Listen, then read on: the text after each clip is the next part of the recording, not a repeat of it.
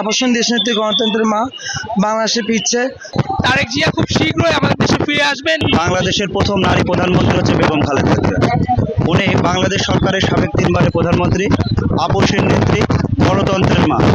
আপনি জানেন যে বিগত 17 বছরে বেগম খালেদা জিয়া ফ্যাসিস্ট স্বৈরাচারিণী ছাত্রলীগের নেত্রী হাসিনা ওজেদ কর্তৃক যে নির্যাতন, নিপীড়ন, অত্যাচার, অন্যায় সহ্য করেছে তা বর্ণনাতীত।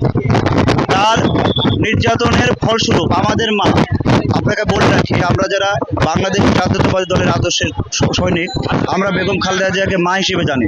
আমাদের মা অসুস্থ হয়ে গেছিলেন। এই অসুস্থতার জন্য উনি বিগত 4 মাস ধরে লন্ডনে উন্নত চিকিৎসার জন্য অবস্থান করছিলেন। আল্লাহর অশেষ রহমতে উনি সুস্থ। আসছি সকাল 7:30, এখানে 8:30 গাইবান্ধা জেলা থেকে। আমি গাইবান্ধা জেলা মহিলা সাধারণ সম্পাদিকা। আর দীর্ঘ 4 মাস পরে আমাদের আবাসন দেশনেত্রী গণতন্ত্রের মা বাংলাদেশে ফিরছে। তারেক জিয়া খুব শীঘ্রই আমাদের দেশে ফিরে আসবেন এবং আমরা আমাদের ভবিষ্যৎ লিডার যারা আছেন তারেক জিয়া এবং খালেদা জিয়াকে নিয়ে আমরা সুন্দর একটি বাংলাদেশ দেখতে চাই এবং নির্বাচিত একটি সরকার দেখতে চাই। এই প্রত্যাশা নিয়ে আমি আমার বক্তব্য শেষ করছি।